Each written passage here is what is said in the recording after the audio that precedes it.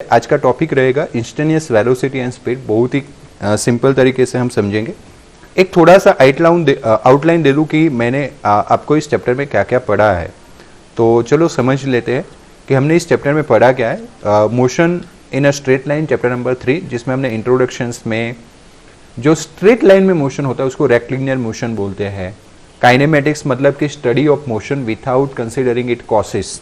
हम ऐसी स्टडी करने वाले हैं मोशन का जिसमें उसके कॉसेस के बारे में नहीं टेंशन लिया जाता है या उनके बारे में चिंता नहीं की जाती है, सिर्फ और सिर्फ उन मोशन के बारे में ही बात की जाती है। फिर हमने position, path length and displacement के बारे में बात किया था। इन कंक्लूड मैनर में बताऊं तो मोशन का स्टडी करने के लिए तीनों के तीनों बहुत ही इंपॉर्टेंट है। सबसे पहले ऑब्जेक्ट का पोजीशन क्या है विथ रिस्पेक्ट टू टाइम, यानी कि पोजीशन हम मेजर करते हैं। पोजीशन किसी रेफरेंस से देखा जाता है कि भाई बस स्टैंड से वीएम स्कूल 3 किलोमीटर ऐसे है, बस स्टैंड से मेरा घर ऐसे है, लाइक दैट। तो एक रेफरेंस पॉइंट होता है। हमारे इस सिस्टम में हम ओरिजिन को रेफरेंस पॉइंट लेते हैं कार्टेशियन सिस्टम में। फिर जो ऑब्जेक्ट डिस्टेंस कवर्ड करता है in the given time interval उसको पाथ लेंथ बोलते हैं, और change in position in a given time interval उसको हम बोलते हैं displacement. Path length is a scalar quantity, displacement is a vector quantity. Scalar quantity मतलब जिसके डिफाइन करने के लिए डायरेक्शन की जरूरत नहीं है, बट जिसको डिफाइन करने के लिए डायरेक्शन की जरूरत है उसको हम बोलते हैं vector quantity. Path length is always positive, but our displacement is maybe negative, maybe zero, maybe positive। तो डिस्प्लेसमेंट हमने पढ़ा था, पाथ लेंथ हमने पढ़ा था। हमने यूनिफॉर्म मोशंस मतलब कि अगर ऑब्जेक्ट इक्वल टाइम में इक्वल डिस्टेंस कवर करता है तो हम उसको यूनिफॉर्म मोशन बोलते हैं। वो हमने कंक्लूड किया था। कुछ ग्राफ्स के बारे में पढ़े थे हमने। वेलोसिटी और एवरेज वेलोसिटी के एवरेज स्पीड के बारे में बात किया था। एवरेज वेलोसिटी मतलब कि वेलोसिटी यानी कि विथ टाइम, मतलब कि विथ डायरेक्शन। तो change in displacement upon time करते हो तो एवरेज वेलोसिटी मिलेगा। Change in path length upon time करते हो तो एवरेज स्पीड मिलेगा। ओके, टाइम इंटरवल के स्पान में हमें ऑलवेज एवरेज क्वांटिटी मिलेगी। जैसे कि हम यहाँ से बड़ौदा जा रहे हैं, 45 किलोमीटर का डिस्टेंस है और हमने 1 आवर्स लिया। उसका मतलब कि हमारा एवरेज, अभी हमने डायरेक्शन एक ही रखा है, हालोल टू बड़ौदा, हम मुड़ के नहीं आए हैं। दैट मीन्स कि एक ही डायरेक्शन में जब जाता है ऑब्जेक्ट, डायरेक्शन रिवर्स बैक नहीं करता है। तो अगर एक ही डायरेक्शन का केस है तो जो एवरेज वेलोसिटी है वही एवरेज स्पीड रहेगा। तो आप मानो एवरेज वेलोसिटी मान लो, एवरेज स्पीड मान लो 45 किलोमीटर पर आवर, है ना। So this 45 kilometre per our मतलब कि क्या, ऐसा जरूरी नहीं है कि हम यहाँ से निकले और वहां पहुंचे तब तक 45 किलोमीटर पर आवर का ही स्पीड होगा।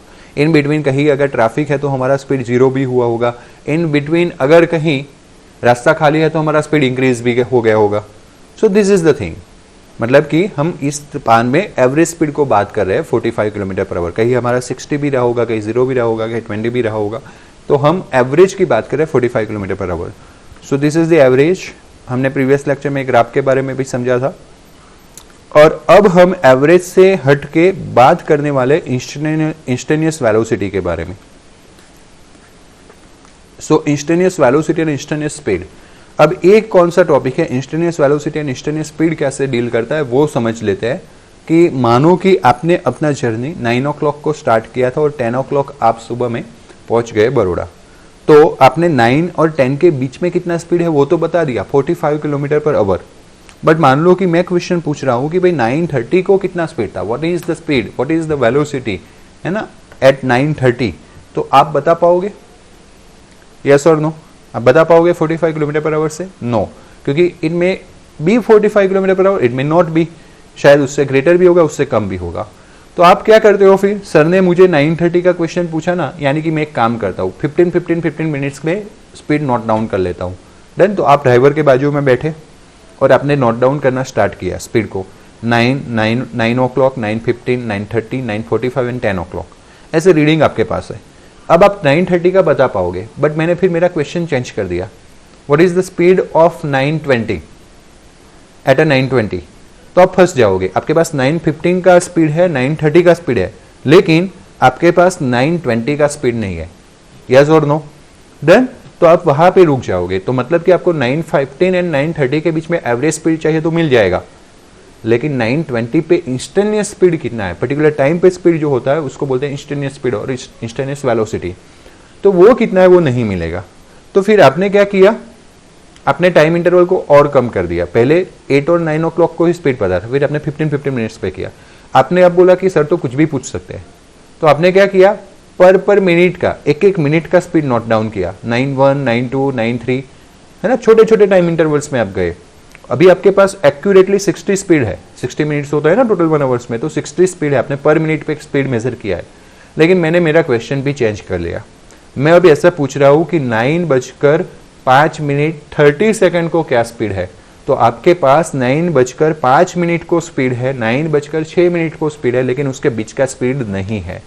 तो कहने का मतलब कि अगर आपको इंस्टेंटेनियस स्पीड जाना है तो आपको अपना टाइम इंटरवल कम करता जाना पड़ेगा, हो सके उतना कम करना पड़ेगा, है ना। दिस इज द थिंग, और यही कुछ लॉजिकल थिंग यहाँ पे हम पढ़ने वाले हैं। So the average velocity tell us how fast object has been moving over a given time interval but does not tell us how fast it move at a different instant.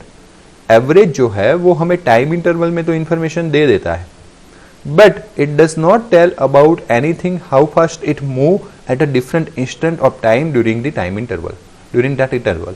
मैंने अभी 9:05 and 9:06 का एक example दिया।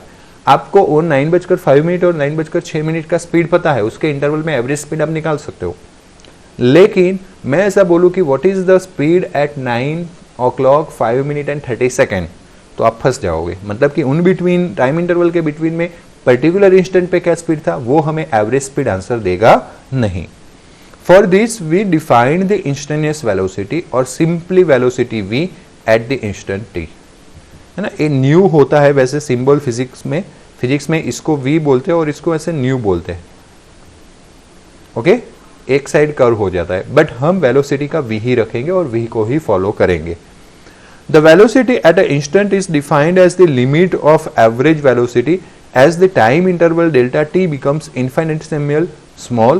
In other words, मैंने अभी बताया आपको कि अगर आपको इंस्टेंटेनियस स्पीड पे, इंस्टेंटेनियस वेलोसिटी पे जाना है तो व्हाट इज योर रोल, आप क्या करोगे, आप अपने टाइम इंटरवल को कम करते जा रहे हो, है ना। अपने टाइम इंटरवल को हो सके उतना कम करते जा रहे हो, तो that is your role.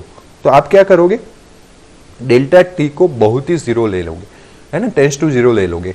Tense to zero का मतलब है हो सके उतना नजदीक जीरो के, जीरो से जीरो जितना छोटा होना चाहिए, लेकिन जीरो जितना एग्जैक्टली नहीं होना चाहिए, है ना, क्योंकि एग्जैक्टली अगर जीरो हो गया तो डेल्टा एक्स अपन जीरो मतलब ये तो इन्फिनिटी हो जाएगा, स्पीड बढ़ जाएगा।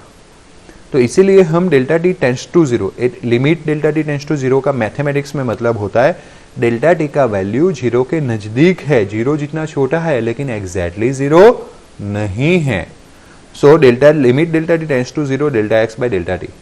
अब बेटा मैथमेटिक्स में जब ऐसा कोई फंक्शन हो जिसका change in variable upon change in another variable और उसको लिमिट लगता है डिनोमिनेटर वाले को, देन तो इसको डिफरेंशिएशन का डेफिनेशन माना जाता है। मैथमेटिक्स वाले पढ़ेंगे डिफरेंशिएशन। देखो जैसे कि सिंपली आपने मैथ्स में एडिशन पढ़ा होगा, सब्सट्रैक्शन पढ़ा होगा, मल्टीप्लिकेशन पढ़ा होगा, डिवीजन पढ़ा होगा। कोई है आप में से जिसने चार चीज नहीं पढ़ी? Any one of you please raise your finger अगर आपने चार चीज नहीं पढ़ी है इसमें से। तो कोई है ऐसा जिसने चार चीज नहीं पढ़ी है? यस और नो? नो वन, है ना। So this are the basic fundamental operation which we are going to do in a mathematics calculation, है ना। यस और नो? देन तो ये बेसिक कैलकुलेशन है। वैसे एक दो ऑपरेशंस भी मैथमेटिक्स में है जिसको हम बोलते हैं डिफरेंशिएशन एंड इंटीग्रेशन, है ना। ये दो चीज जो है वो मैथमेटिक्स में आती है जो पढ़ना बाकी है आप लोगों का। थोड़ा बेसिक नॉलेज मैं यहाँ पे आपको फिजिक्स में दे दूंगा, बाकी डिफरेंशिएशन एंड इंटीग्रेशन आपका 11th और 12th के मैथमेटिक्स में आता है। तो मैथमेटिक्स वाले तो मैथमेटिक्स में पढ़ने ही वाले हैं डीपली, हमें उतना डीप नॉलेज नहीं चाहिए, लेकिन फिजिक्स में जितना जरूरी है, जितना नीडेड नॉलेज है वो नॉलेज मैं यहाँ पे इस प्लेटफॉर्म पे, फिजिक्स के प्लेटफॉर्म पे प्रोवाइड करूंगा। मैथ्स से पहले आ जाता है, मैथ्स में आपका ये चैप्टर स्टार्ट हो ना हो, फिजिक्स में डिफरेंशिएशन पहले स्टार्ट हो जाने वाला है, बेसिक फंक्शंस का डिफरेंशिएशन इंटीग्रेशन आने वाला है। इसीलिए जब आएगा न्यूमेरिकल्स वगैरह करवाऊंगा तब अच्छे से ध्यान देना, फोकस करना। देन तो इसको हम बोलते हैं limit delta P tends to delta Y, और मैं ऐसा बोल दूं delta Y tends to zero, तो ए भी कन्वर्ट हो जाएगा डीपी बाई डी वाई। ये डेल्टा जो है, ये दो डेल्टा जो है वो डी में कन्वर्ट हो जाएंगे, ऊपर पी नीचे वाई, इसको बोलते हैं ऐसे, ए पी को बाहर निकाल दो, है ना, D by D Y of P, यानी कि पी का differentiation with respect to Y. ये तो जस्ट मैंने पी वाई अलग अलग क्वांटिटी बताने के लिए, यहाँ पे है delta x by delta t यानी d x by D t, इसको बोलते हैं d by D T of x, x का differentiation with respect to time, x यानी डिस्प्लेसमेंट, डिस्प्लेसमेंट का differentiation with respect to time, that is nothing but instantaneous velocity, है ना। Is it clear to all of you, logically, verbally? Anyone have a doubt? तो अभी थोड़ा याद रखेंगे, एक दो बार ऐसे आ जाएगा, प्रैक्टिस हो जाएगा, फिर कोई भी प्रॉब्लम नहीं रहेगा। So where the symbol limit delta t tends to 0 stands for the operation taking limit. Mathematics जो पढ़ रहे हैं, मैथमेटिक्स स्ट्रीम्स के जो बच्चे हैं, उनको लिमिट करके भी एक चैप्टर होगा, ओके ये पूरा फंक्शंस को डिफाइंड होता है। As delta t tends to 0, quantity on the right, okay जो राइट हैंड साइड में हमने delta X by delta T quantity लिया था, वो tends to 0, limit tends to 0 बता रहा है, limit delta T tends to 0, और एक क्वांटिटी धीरे धीरे पर्टिकुलर इंस्टेंटेनियस पे वैल्यू दे रहा है। जैसे कि अभी जो बड़ौदा हालोल वाला जो एग्जाम्पल था, उसमें हमने एक एग्जाम्पल लिया था, इलस्ट्रेशंस लिया था, उसमें हमने पहले टाइम इंटरवल 8 और 9 का रखा था, फिर हमने 15 मिनट्स का टाइम इंटरवल किया, फिर हमने 1 मिनट का किया, अब 30 सेकंड का कर सकते हो। जितना आप प्रिसाइज करोगे, जितना आप छोटा करते जाओगे टाइम इंटरवल, उतना आपका प्रिसाइज आंसर मिलता जाएगा। In the language of calculus, this quantity on the right hand side of equation is called differential coefficient of x with respect to t, d by dt of x, यानी कि differential coefficient of x with respect to t, which is denoted by delta x by dx by dt। अब actually में ध्यान देना, इसको भी delta बोलते हैं, इसको भी डेल्टा बोलते हैं, और इसको भी डेल्टा बोलते हैं, है ना। अगर चेंज होता है तो चेंज को रिप्रेजेंट करने के लिए ए डेल्टा यूज किया जाता है। बहुत बड़ा चेंज होता है, टाइम इंटरवल बड़ा रहते हैं, स्पान बहुत बड़ा लेते हैं, तो ए डेल्टा यूज होता है। काफी कबार कम चेंज होता है, काफी इग्नोरेबल चेंज होता है, लेकिन चेंज है किसी क्वांटिटी में, तो उस चेंज को रिप्रेजेंट करने के लिए ए डेल्टा यूज होता है। और ए डेल्टा कब यूज होता है? जब डिफरेंशिएशन वाली बात होती है, जब दो चेंज वाले क्वांटिटी का, मानो कि delta P by delta Y अभी दिया था ना, दोनों क्वांटिटी में चेंज हो रहा है, ऐसा रेशियो हो और डिनोमिनेटर को हम डेल्टा टेंड्स टू 0 लगा दे, तो ए वाला डिफरेंशिएशन यूज होता है।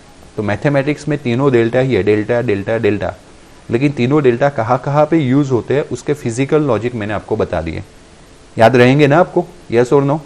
ट्राइंगल वाला डेल्टा तब यूज होता है जब डिफरेंस बहुत बड़ा रहता है, स्पान बहुत बड़ा रहता है। स्मॉल डेल्टा ए गुजराती में ठड़ियानो ठ है, अगर आपने गुजराती में क ख ग किया है तो ए डेल्टा तब यूज किया जाता है जब काफी स्मॉल चेंज रहता है, और ये डिफरेंशिएशन का डी तब यूज किया जाता है जब ऐसे दो डिफरेंशियल क्वांटिटी का रेशियो हो और लास्ट वाली जो डिनोमिनेटर वाली क्वांटिटी है उसका रेशियो, उसका जो डिफरेंस है टेंस टू 0 जाए, तब होता है। तो ये हमें माइंड में क्लियर होना चाहिए कौन सा डेल्टा कब यूज कर रहे हैं। It is the rate of, एक जो dx बाई dt है उसको वर्बली कैसे बोल सकते हैं? जब भी किसी क्वांटिटी को टाइम से डिवाइड करते हैं तो हम वर्ड लगा देते हैं रेट ऑफ, यहाँ पे rate of change in position. कभी कभी dw बाई dt आएगा पावर के लिए, तो हम बोलते हैं rate of change in work done, w यानी वर्क डन। तो जब टाइम नीचे होता है तो हम रेट ऑफ ऐसा वर्ड यूज करते हैं। So it is nothing but rate of change of position with respect to time at that instant, particular instant पे है, इसलिए dx by dt. We can use the equation obtaining the value of velocity at an instance either graphically or numerically. हम 3.3a जो equation है, मतलब कि वाला limit delta T tends to 0 delta x by delta T, वो equations को use कर सकते हैं इंस्टेंटेनियस वेलोसिटी को फाइंड करने के लिए। आप ग्राफिकली यूज कर सकते हो या तो फिर न्यूमेरिकली भी यूज कर सकते हो। Suppose that we want to obtain graphically the value, suppose that we want to obtain graphically the value of velocity at time t equals to 4 second. मान लो कि हम t equals to 4 second पे graphical value of velocity को find करना चाहते हैं at point p for the motion of the car represented in the figure, है ना। जैसे कि ये फिगर हमने काफी बार स्टडी किया है, याद है आपको? यस और नो? ये फिगर हमने एक स्टडी किया था, ये अलग अलग पोजीशन बता रहा था, पोजीशन वर्सेस टाइम ग्राफ था, और this is the time, okay. अलग अलग टाइम पे कैसे पोजीशन चेंज होता है इस ग्राफ में बताया गया है। यही फिगर को हम ले लेते हैं और हम वेलोसिटी की बात कर रहे हैं। वही फिगर को हम ले रहे हैं और वेलोसिटी की बात कर रहे हैं, बट ए फिगर को हमने स्केलिंग अप किया, यानी कि उसका स्केल बढ़ाया। हमने सिर्फ इतना ही स्पान लिया टाइम का 0 to 6 और स्केल बढ़ा के 0 to 6 और मैक्सिमम यहाँ से 0 से 50, तो इतना जो ग्राफ था उसको स्केल अप करके लिया है।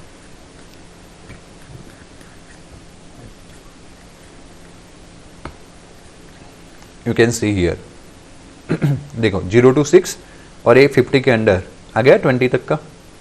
तो हमने वही फिगर का 3.3 में जो फिगर था वही ग्राफ लिया है, लेकिन कुछ कम स्पान के लिए और उसको स्केलिंग अप यानी कि बड़ा कर दिया है, जूम कर दिया है। The figure has been redrawn in a figure choosing the different scale, अलग स्केल करके यूज किया टू फैसिलेट द कैलकुलेशन को समझने के लिए। Suppose let us take delta t equals to 2 second. Time interval जो है वो हम 2 सेकंड का रखते हैं and centered at a 4 second. मतलब कि हमारा गोल क्या है, what is the goal in this problem. आपने एक प्रॉब्लम लिया जिसमें आपको एक्स वर्सेस टी का ग्राफ पता, आपका गोल क्या है, इंस्टेंटेनियस वेलोसिटी या इंस्टेंटेनियस स्पीड जो भी बोल लो आपको, वो फाइंड करना है at a T equals to 4 second.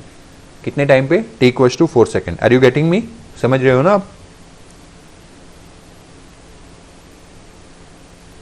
Okay, so T equals to 4 second पे मुझे क्या करना है, दिस इज द पॉइंट। ऐसे देखो आप 4 सेकंड पे कौन सा पॉइंट है, अब जाओ अब जाओ अब जाओ अब जाओ अब जाओ, ये रहा पी पॉइंट। तो इस पी पॉइंट पे मुझे क्या फाइंड करना है, मुझे फाइंड करना है velocity, instantaneous velocity, instantaneous speed भी बोल सकते हो। अब इसके लिए मैंने क्या किया भाई, डेल्टा टी जो है वो 2 लेना था ना, तो 1 सेकंड में इधर चला गया, मतलब 4 - 1 यानी 3 सेकंड पे आ गया, और 1 सेकंड इस साइड चला गया यानी 4 + 1 यानी 5, यानी कि 2 टाइम लिए, इनिशियल एंड फाइनल 3 and 5। तो what is the span of this 2, कितना आ गया 2 सेकंड, यानी डेल्टा टी मुझे 2 सेकंड मिला। तो 3 सेकंड पे मुझे एक पॉइंट मिल रहा है P1 और 5 सेकंड पे मुझे एक पॉइंट मिल रहा है P2।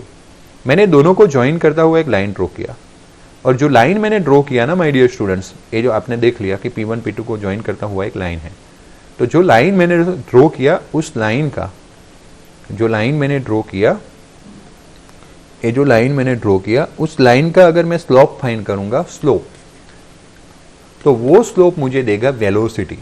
ओके, लेकिन it is not give velocity instantaneous velocity नहीं देगा, एवरेज वेलोसिटी देगा। क्यों? क्योंकि टाइम स्पान है 2 सेकंड का। तो फिर मैंने अनदर केस लिया, मैंने लिया 1 सेकंड और यहां पे लिया, मतलब कि मैंने किया यहां पे 4 - 0.5 यानी कि मुझे मिलेगा 3.5। ओके, और यहाँ पे 4 + 0.5 यानी मुझे मिलेगा 4.5। ये दोनों के बीच का गैप हो गया 1 सेकंड। कितना हो गया 1 सेकंड, मतलब कि जो 2 सेकंड था वो गैप को मैंने कम कर दिया। तो 3.5 पे एक पॉइंट और 4.5 पे एक पॉइंट, और फिर मैंने जब दोनों को ज्वाइंट किया तो मुझे जो लाइन मिला वो मिला Q1 Q2, जो कर्वेचर वाले पी पार्ट्स पे नजदीक आ गया। देन मतलब कि जैसे जैसे मैं टाइम स्पान कम करता जाता हूं, ये जो लाइन है वो पी को टच पी से नजदीक आती जाती है। एक टाइम ऐसा आएगा कि मैं उतना छोटा सा टाइम स्पान लूं कि वो लाइन जो है वो एग्जैक्टली किस में से पास हो, एग्जैक्टली वो पी में से पास हो। देखो ये रहा, पी में से पास हो, और सिर्फ पी में से पास हो, वो कर्व के एक ही पॉइंट में से पास हो, और वो पॉइंट हो पी, यानी कि वो बन गया टेंजेंट। क्या बन गया? टेंजेंट। आपको पता है ना, टेंजेंट किसी कर्व को एक ही पॉइंट में से छू के जाता है। जो बात मैंने वहां पे आपको समझाई वो चीज अब हम यहां से समझने वाले हैं, थ्योरी से समझना। By the definition of the average velocity, the slope of line P1 P2, जो मैंने P1 P2 लाइन बताया था, that gives the value of average velocity over the interval between 3 and 5 second. जो पहले डेल्टा टी इक्वल्स टू क्या लिया था, 2 second. Now we decrease the value of delta T 2 second से, उसको हम 1 सेकंड पे ले जाते हैं, यानी कि हमें P1 P2 जो लाइन था वो बन जाएगा हमारा Q1 Q2, 3.5 एंड 4.5 वाला जो मैंने अभी फिगर में समझाया था। एंड वो उसका भी स्लोप जो है वो आपको देगा विच वेलोसिटी, एवरेज। अभी भी इंस्टेंटेनियस वेलोसिटी नहीं मिलेगी, क्या मिलेगी? एवरेज वेलोसिटी, क्योंकि there is a time span over the interval between 3.5 to 4.5 second. Now likewise हम धीरे धीरे धीरे धीरे धीरे धीरे धीरे धीरे जो इंटरवल था टाइम का वो कम करते जा रहे हैं। So in the limit delta t tends to 0, the line P1 P2 becomes the tangent. और ऐसा करेंगे तो कर्व ऐसा था, पहले ऐसा लाइन मिला, ओके, फिर ऐसा लाइन मिला, फिर धीरे करके एक लाइन ऐसा मिलेगा जो टेंजेंट बन जाएगी। जब हम टाइम इंटरवल को क्या कर देते हैं, कम कर देते हैं. So become a tangent to the position time curve at the point P and the velocity at that time t equals to 4 second. उस वक्त टाइम इंटरवल नहीं होगा बट पर्टिकुलरली एक ही पॉइंट होगा, दैट इज 4 सेकेंड. 4 सेकेंड पे एक point P मिला था, उसी को ही टच करते निकलेगा. Okay, and so we can say that कि उस वक्त हमारा जो टाइम इंटरवल है वो ऑलमोस्ट जीरो है या जीरो के काफी नजदीक है. So that is given by the slope of the tangent at that point. अब उस 4 सेकेंड पे मुझे इंस्टेंटेनियस वेलोसिटी चाहिए, तो मुझे जो ए लाइन मिला as a tangent of that curve, वो टेंजेंट लाइन का मैं अगर स्लोप फाइंड कर लूँ, किसी भी लाइन का स्लोप फाइंड करना हो तो मैंने आगे सीखा है, उसके y क्वांटिटी में जो चेंज है डिवाइड बाय उसके x क्वांटिटी में जो चेंज है डेल्टा x, तो delta y by delta x कर लोगे, you will get my dear students, you will get slope of that line. है ना, एम आई क्लियर? सो अगर उस टेंजेंट लाइन का अगर आप स्लोप फाइंड कर लो तो that will give you instantaneous velocity. It is difficult to show this process graphically. हमने समझा है, हमने खुद परफॉर्म नहीं किया है. अगर खुद परफॉर्म करना हो तो पसीना निकल जाएगा, है ना. It is very difficult to show it graphically. हाँ, but by computer assisting it is very easy. Computer में आजकल ऐसे सॉफ्टवेयर्स मिलते हैं जिसमें आप पोजीशन वर्सेस टाइम का डेटा डाल दो ना, पूरा ग्राफ बन के आ जाएगा. इंस्टेंटेनियस वेलोसिटी आप t इक्वल्स टू 4 सेकंड वाले हो तो वहां पे कर्व लाइन भी, टेंजेंट भी ड्रॉ हो जाएगा और उस टेंजेंट का स्लोप भी निकल के आ जाएगा. By computer assistant it is very easy. Programmable computers होते हैं, कंप्यूटर फटाफट से कैलकुलेशन करता है, as you know that. Okay, but हमें खुद परफॉर्म करना रहेगा तो it is a very difficult. But if we use numerical method to obtain the value of the velocity, the meaning of the limiting process become clear. चलो अब numerical process पे जाते हैं. For the graph which is shown in the figure, है ना, उसमें कुछ ऐसा रिलेशन निकल रहा है x वर्सेस t का. ऐसा जो ग्राफ बना था ना, वो क्यूबिक इक्वेशन था. कौन सा इक्वेशन था? क्यूबिक. उसमें x equals to 0.08 t cube, है ना. क्यूबिक इसलिए बोला, t का कौन सा पावर है? 3 पावर है. तो इस टाइप का कुछ रिलेशन निकल रहा है. कहां से आया वो पूछेंगे नहीं माइंड को. हम मान लेंगे कि जो ग्राफ हमें 3.3 फिगर में और उसका कुछ पोर्शन हमें 3.6 फिगर में बताया गया था, उसमें ए वाला रिलेशन है. मतलब कि अगर आप अलग अलग टाइम का वैल्यू रखोगे तो आपको सामने पोजीशन मिलेगा.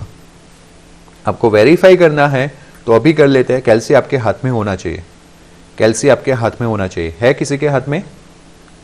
है ना. तो देखो, फिजिक्स केमिस्ट्री जब भी पढ़ने बैठते हो कैल्सी लेके बैठो, है ना.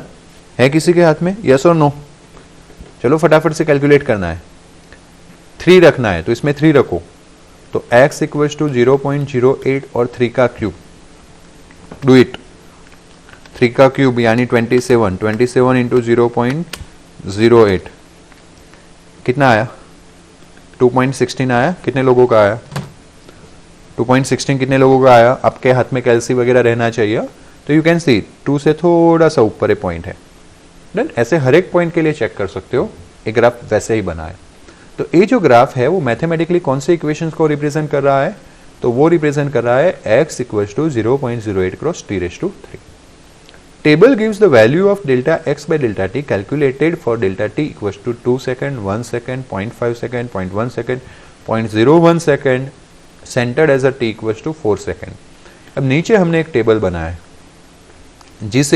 जिसमें सेंटर में रखा गया है 4. मैंने अभी नहीं किया था ऐसे 4 - 1 और 4 + 1 ऐसे किया था ना.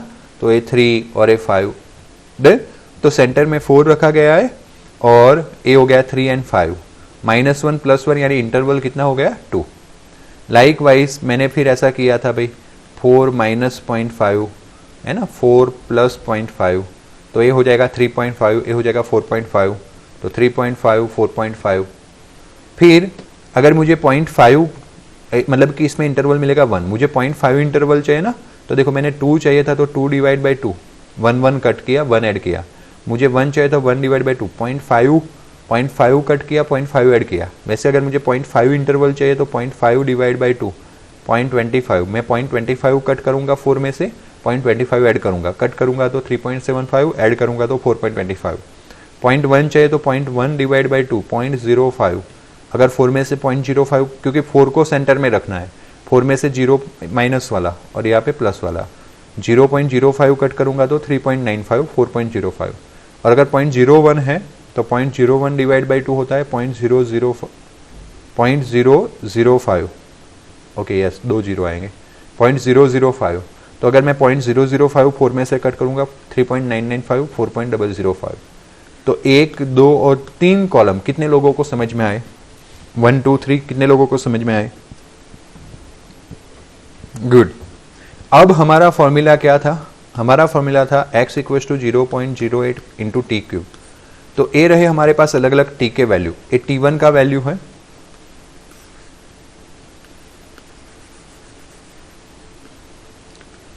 So this is the value of T1, this is the value of T2।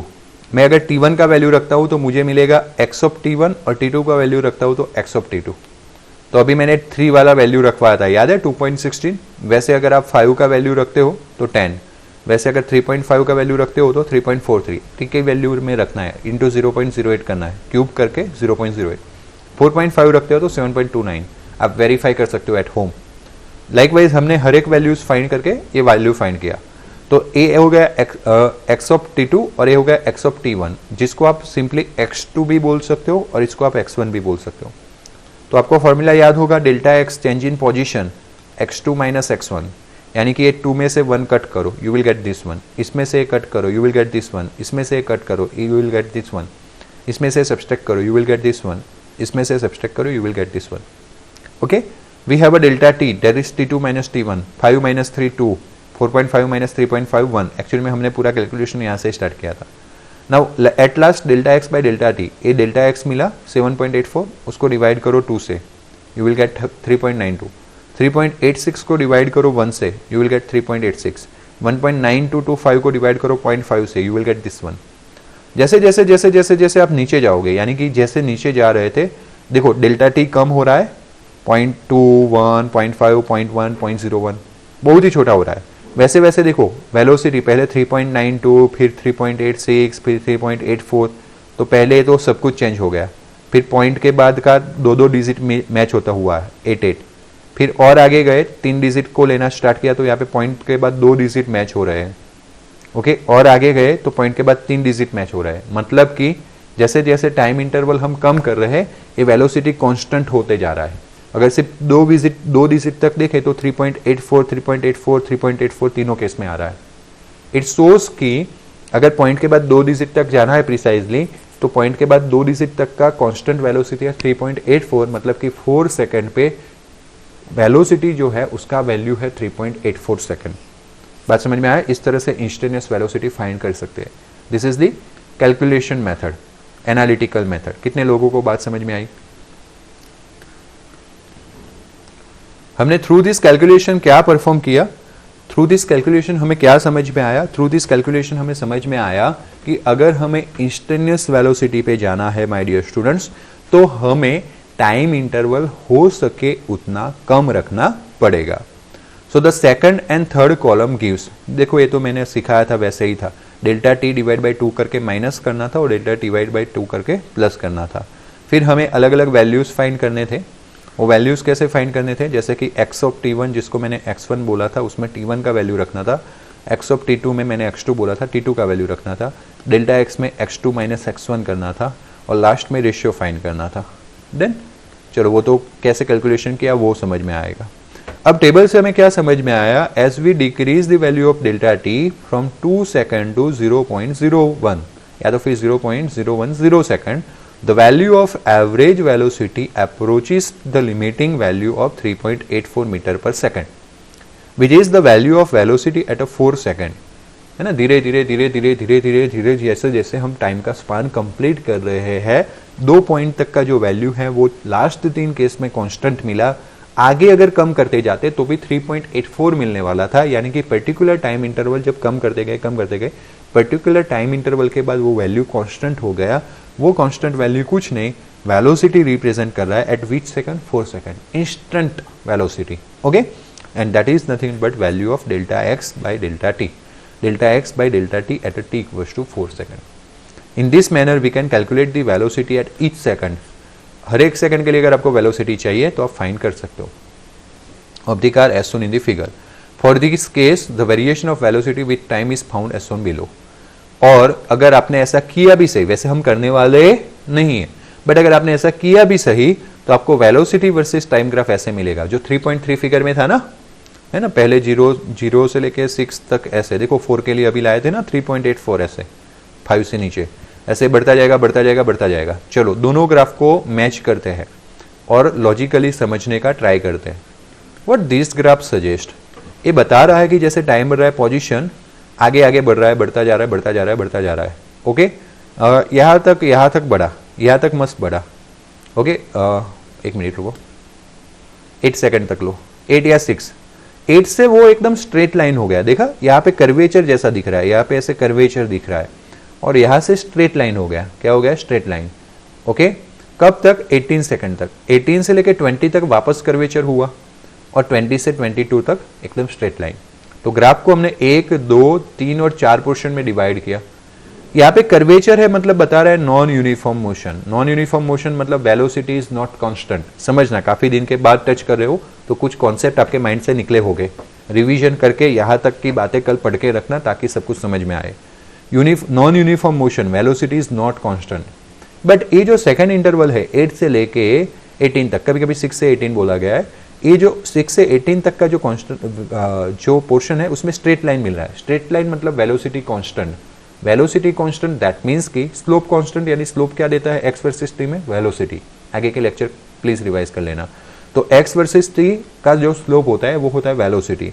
और वेलोसिटी कांस्टेंट, स्लोप कांस्टेंट मतलब कि वेलोसिटी कांस्टेंट, और वेलोसिटी कांस्टेंट मतलब विच मोशन? Uniform motion. अब यहां से यहां पे यू कैन सी कर्वेचर तो यहां से था ही था, लेकिन ए कर्वेचर में और इस कर्वेचर में फर्क है। वहां पे कर्वेचर ऐसा है और वहां पे कर्वेचर ऐसा है, मतलब ये पॉजिटिव वेलोसिटी है और ये नेगेटिव वेलोसिटी है। इट शोज दैट कि भाई यहाँ पे स्पीड इंक्रीज हो रहा है, यहाँ पे स्पीड डिक्रीज हो रहा है। मतलब कि 18 सेकंड पे जाके आपने ब्रेक लगाया और 20 तक वेलोसिटी डिक्रीज हुआ और वेलोसिटी 0 हो गया। कब? 20। और 20 से 22 जब आपका स्ट्रेट लाइन ग्राफ मिलता है तो ये रिप्रेजेंट कर रहा है जीरो वेलोसिटी। जीरो वेलोसिटी यानी ऑब्जेक्ट स्टेडी हो गया। ऑब्जेक्ट स्टेडी हो गया मतलब उसका पोजीशन चेंज नहीं हो रहा है।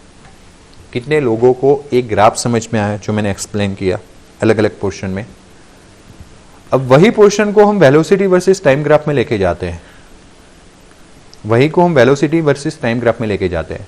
पहला जो था पोर्शन ऐसे कर्वेचर था, तो वो कर्वेचर पोर्शंस के लिए यू कैन सी यहाँ पे एक्चुअली में देखो मैंने बोला था ना कभी कभी 10 लिया जाता है, तो 0 से मैंने शायद 6 या 8 बताया था, बट 0 से 10 कंसिडर किया गया इस ग्राफ को, और फिर 10 से 18 को स्ट्रेट लाइन लिया गया है। ओके, तो 0 to 10 के लिए यू कैन सी कि वो ऐसे वेलोसिटी बढ़ तो रहा है लेकिन हमारा ग्राफ ऐसे था, non uniform motion. Non uniform motion मतलब कांस्टेंट नहीं बढ़ रहा है।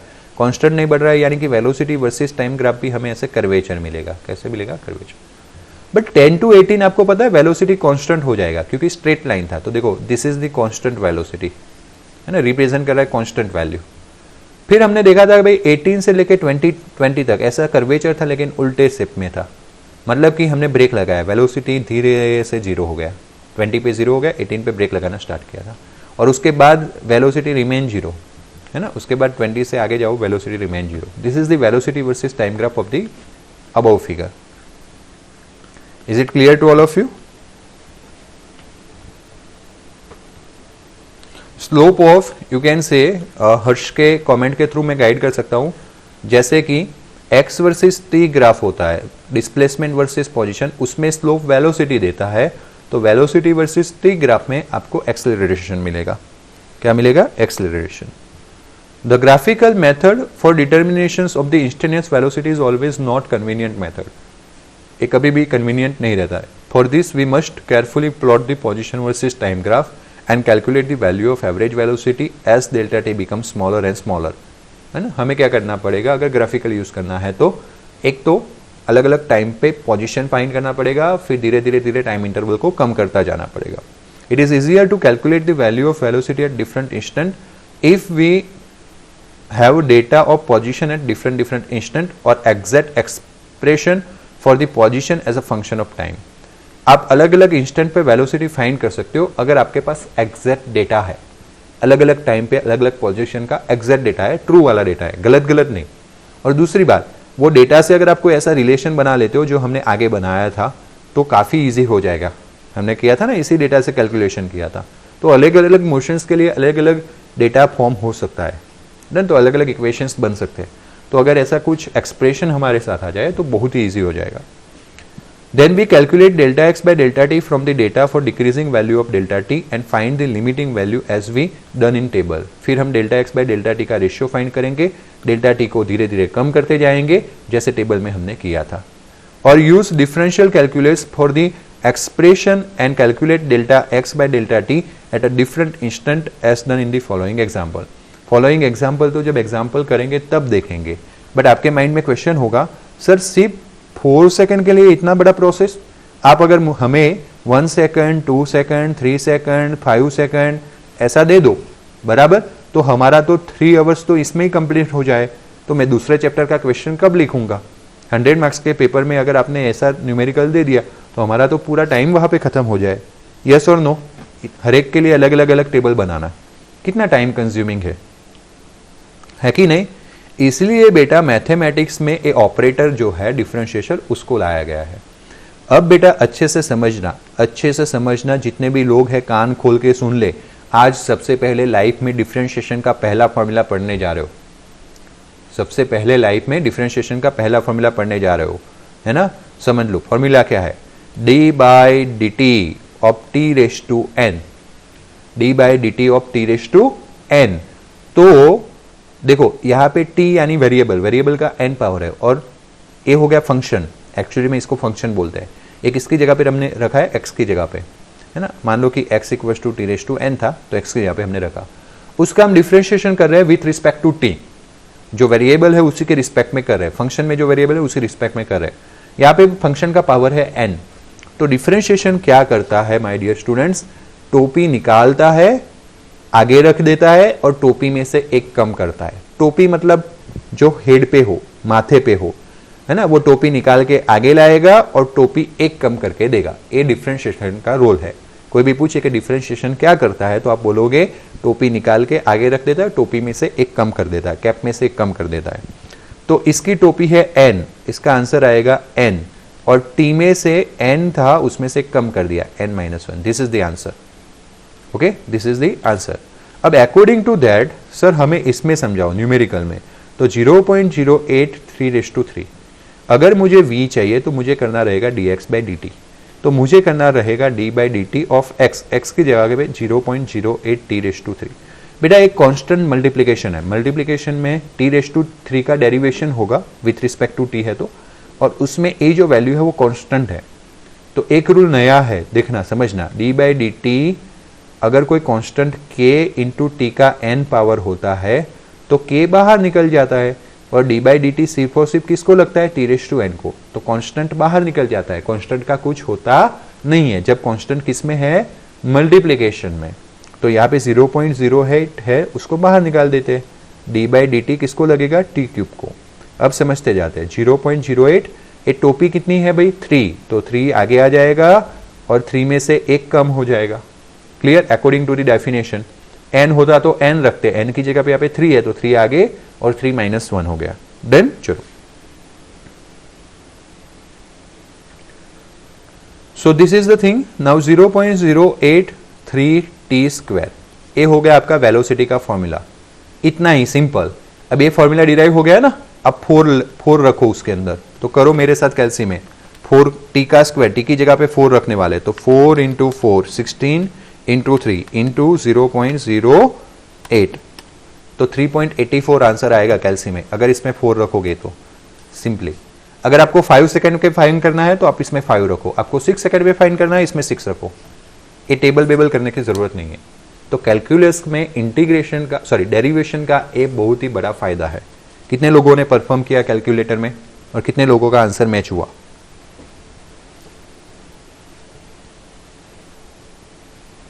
कोई नहीं।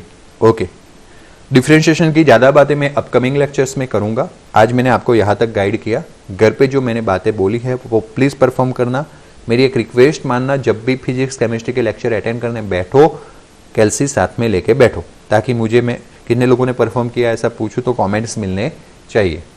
फिर पूरा ब्लैंक नहीं रहना चाहिए। बात समझ में आया है ना?